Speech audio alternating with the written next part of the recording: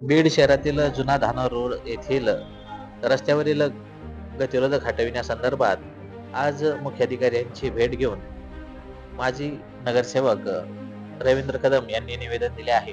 नेमकं काय त्यांचं म्हणणं आहे जाणून घेऊया. सांगाल तुम्ही मुख्याधिकाऱ्यांची भेट घेतली आहे.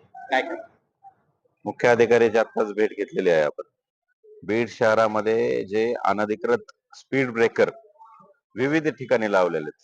ज्या ठिकाणी स्पीड ब्रेकरची आवश्यकता आहे, पण त्याची जी उंची आहे, ती उंची एवढी जास्त वाढवलेली आहे. त्या उंचीमुळं बीड शहरात विविध ठिकाणी अपघात होत आहेत.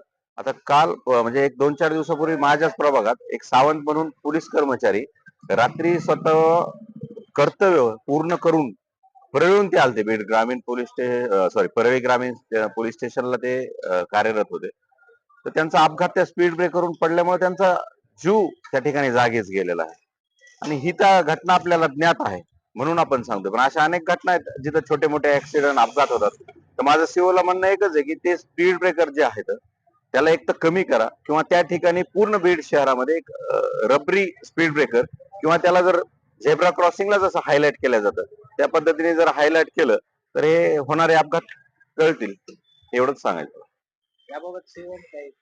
नाही, सीओनी मला आता आश्वासन दिलेलं आहे की नगरपालिकेचे जे इंजिनियर आहेत त्यांना सर्वे करायचं सांगितलं आहे.